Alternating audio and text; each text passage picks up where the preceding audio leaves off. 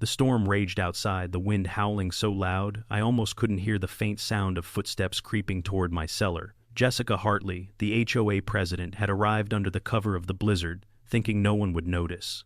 She led a group of fake cops, badges glinting under the flickering flashlight as they approached my wine cellar.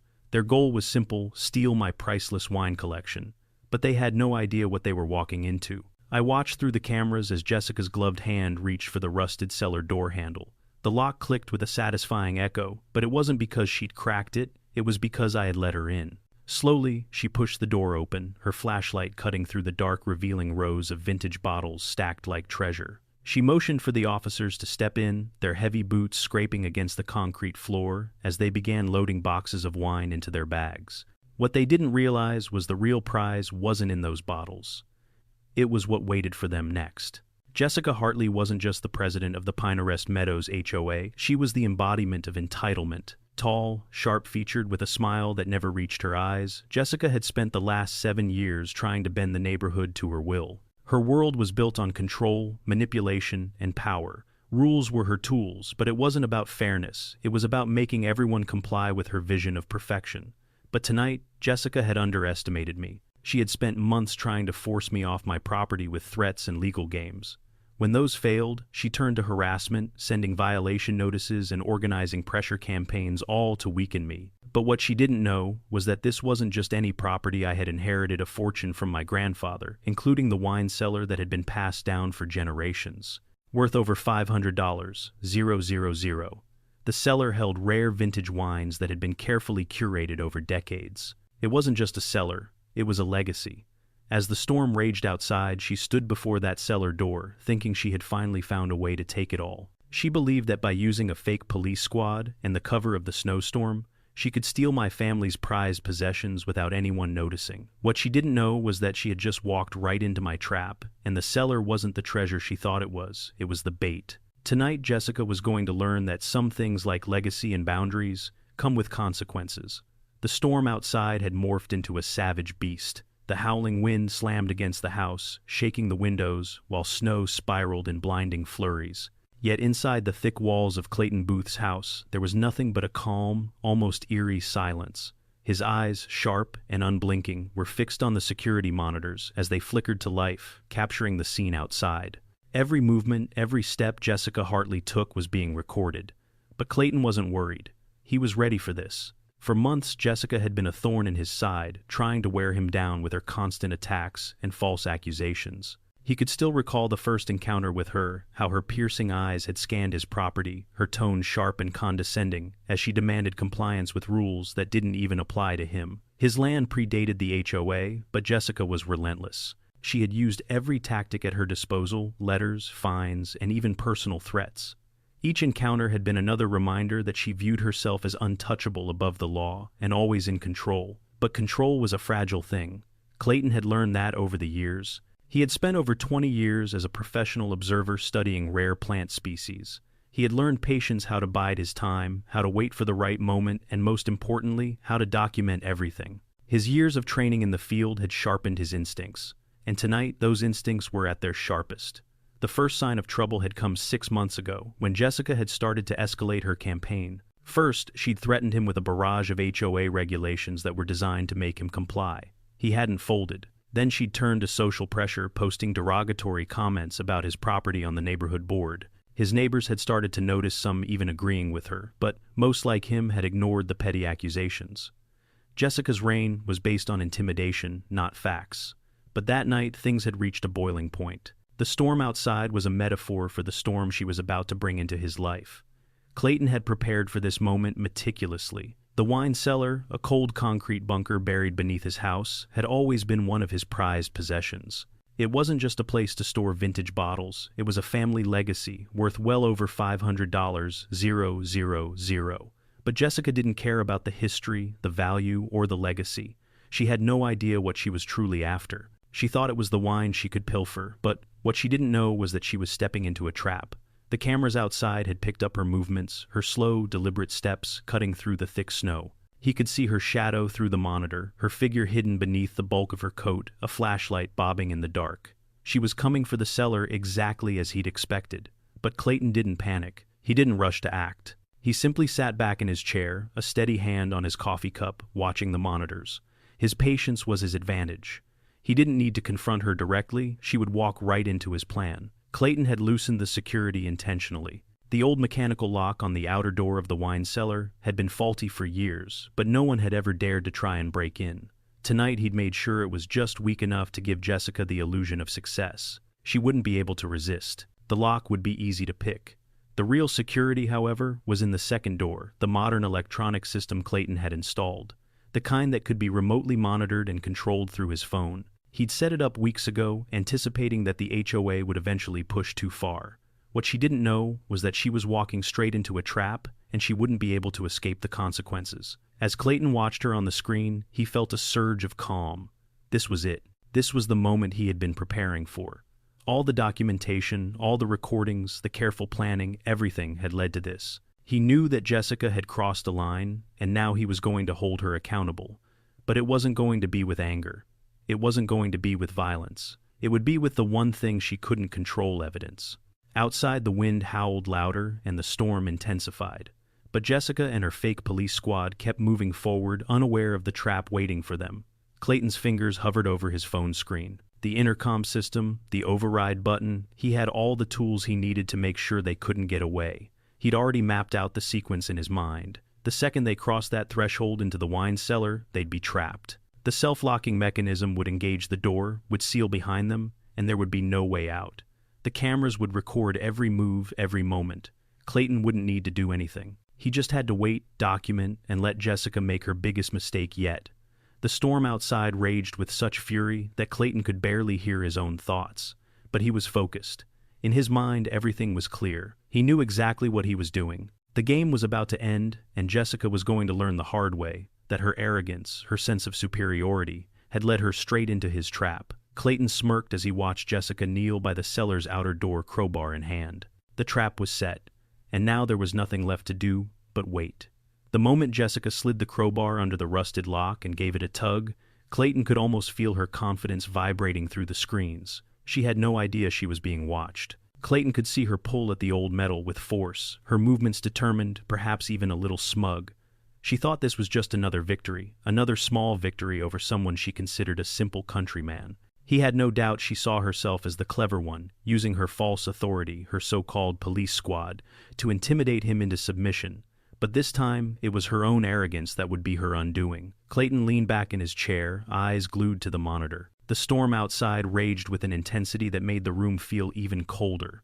The wind whipped against the windows, throwing the snow into a swirling frenzy. Yet inside, Clayton was calm like a predator watching its prey come closer. Jessica was so focused on the task at hand, so fixated on breaking into the cellar, she had no idea she was walking straight into his carefully laid trap. The outer lock gave way with a sharp snap, the crowbar making the familiar rattling sound that signaled the first victory for Jessica. She dropped to her knees, grinning, clearly believing she had outwitted Clayton. Her hands fumbled for the next step, unscrewing the rusty bolts from the door, while the camera captured every second of her progress.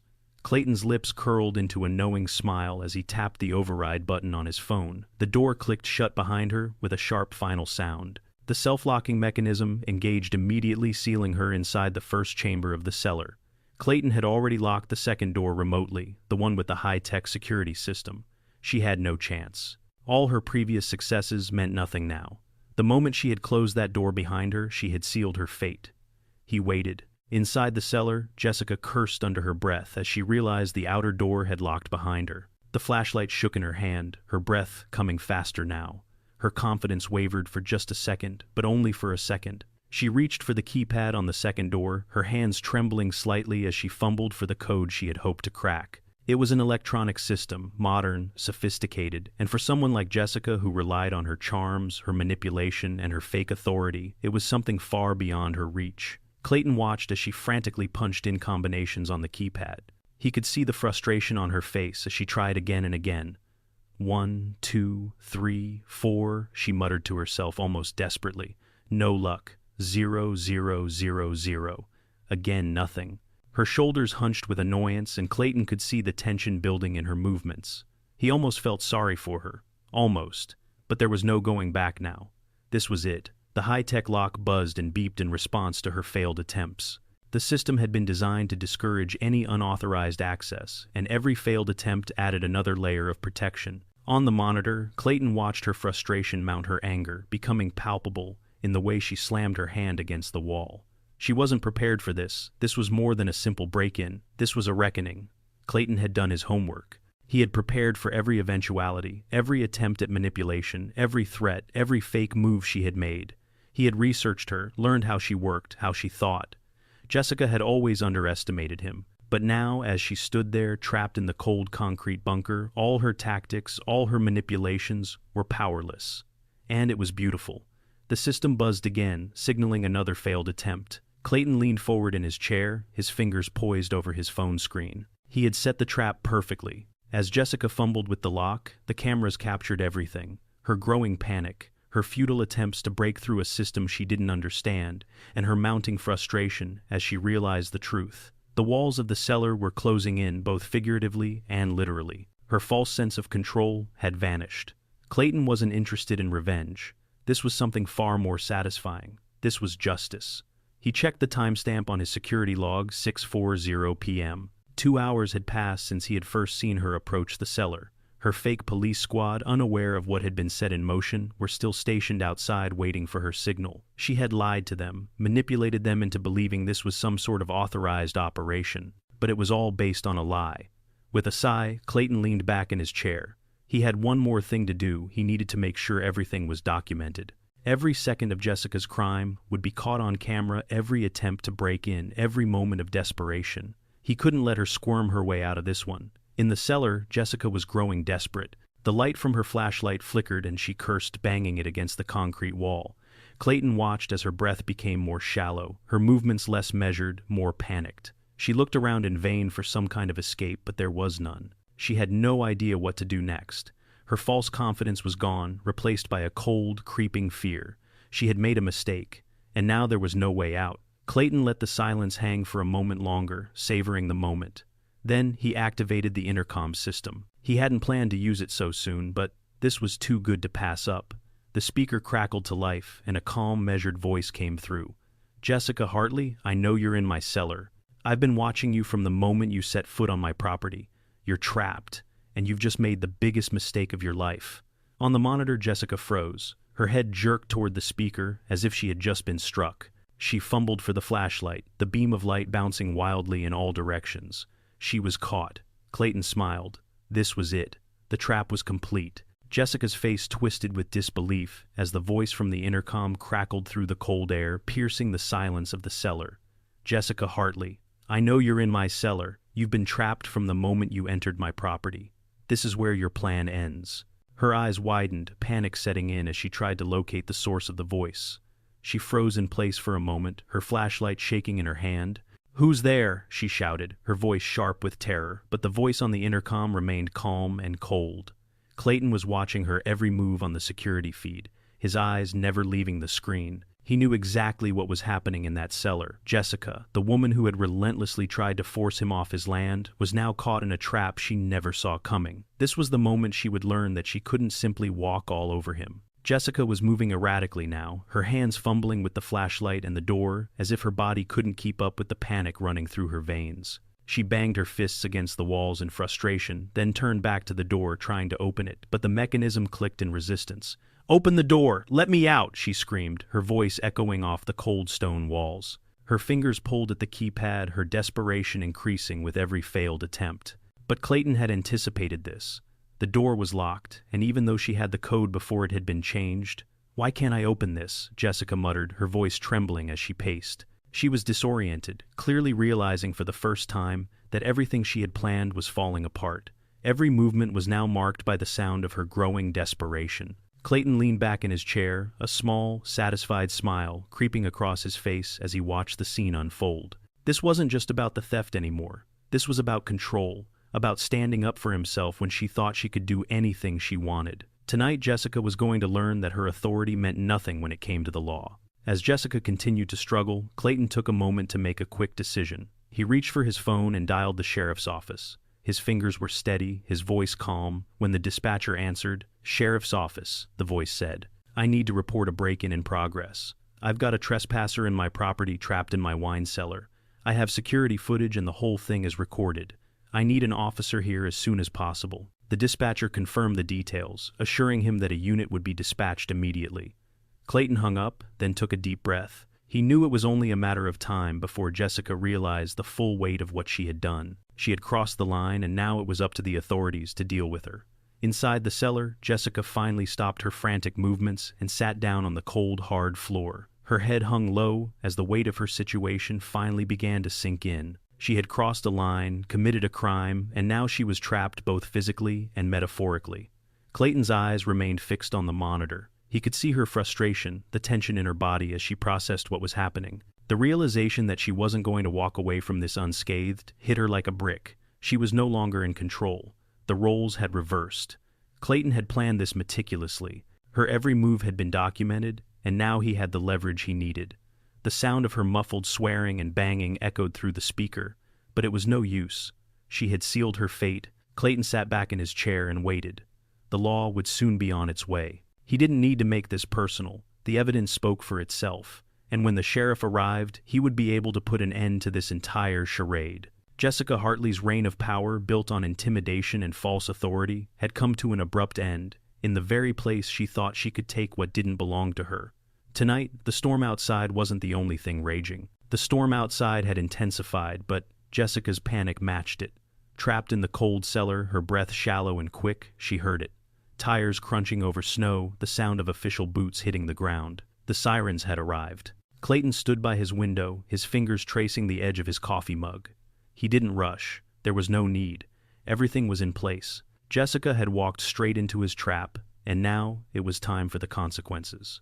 He opened the door, greeted by the cold air, and two deputies standing at the doorstep, expressions hard and businesslike. "Clayton Booth," one of them asked. "That's me," Clayton said, nodding towards the cellar. "The situation's inside." As the deputies followed Clayton through the storm to the cellar, he explained how Jessica, with her fake police squad, had attempted to break into his wine cellar. The deputies took in every detail, nodding as they made notes. Clayton's calm demeanor spoke volumes. He was prepared. The moment the cellar door opened, Jessica stood up, her eyes wide with fear. She had been caught, and she knew it. She was no longer the one in control. In the weeks that followed, Clayton was forced to relive the tension of the moment, but his patience had paid off. He had documented everything, each failed attempt to break the lock, every second Jessica had spent inside the cellar. The evidence was undeniable. Jessica, once the HOA president with all her power and manipulation, was now facing the consequences of her actions. The sheriff's office was thorough in its investigation, and the case quickly moved to court. Though Jessica's position initially gave her a sense of invincibility, it quickly crumbled as the legal system weighed the evidence. The charges were clear: trespassing, attempted theft, and property damage. She was offered a plea deal but agreed to restitution, probation, and community service.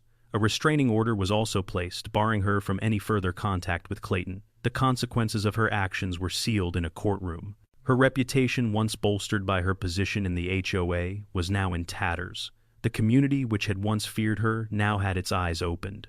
Clayton had won, but not through vengeance, just law and patience. As the months passed, Clayton's life settled into a new rhythm. The oppressive presence of Jessica was gone, replaced with a sense of calm he hadn't felt in years. The community began to heal, though some still viewed him with suspicion. But many others came to admire his restraint, his ability to stand firm, and let the system work in his favor. The new HOA president, a woman of integrity and clarity, worked to repair the rift left by Jessica's actions. Under her leadership, the community began to regain its trust, focusing on legal boundaries and mutual respect. Clayton, for the first time in months, allowed himself to relax. His property, once under siege, was now just his. The wine cellar, which had symbolized the fight, was once again a place of enjoyment, his grandfather's legacy, preserved in bottles of aged wine. The peace he had fought for was finally his to keep. Standing in his garden as spring came, Clayton smiled. He had been patient, calculated, and in the end he had won. This battle was over, but the lesson about boundaries, about the law and its power, would remain with him forever. He had proved not through anger or violence, but through careful preparation, that sometimes the best response to overreach is simply standing firm. The sun set behind him as he turned toward his home content in the quiet victory. There would be no more fights. He had protected what mattered most, and now at last he was free to live as he wished. Looking back, the win wasn't what mattered most. It wasn't about the victory or seeing Jessica held accountable. It was about realizing that the law, not anger or confrontation, had led to this outcome. The calm, methodical process of gathering evidence and letting the legal system take its course made all the difference. Without that, things could have gone very differently. I could have let frustration drive me to act impulsively. It's easy to be swept up in the heat of the moment and let rage dictate your actions. But I knew that taking matters into my own hands would only make things worse. Evidence, not emotion, would be what ultimately mattered. The legal process, slow as it may be, is what gives us the power to make things right. If there's one thing I'd share with others, it's this: document everything. Keep your records organized and ensure everything is traceable. If something feels wrong, make it known through the proper channels, whether it's involving an attorney or contacting the authorities. Don't let your own emotions cloud your judgment. When you have the facts on your side, you can stand firm without resorting to aggression or violence. Communities thrive when people respect the law and know where the boundaries lie. The power of an HOA exists only when it's unchecked, and that's when it becomes dangerous. I've learned that for every fence built, every line drawn, we need to ensure those boundaries are respected. Like my family's land, where the trees stand tall, strong, because they're rooted in the truth of what's right.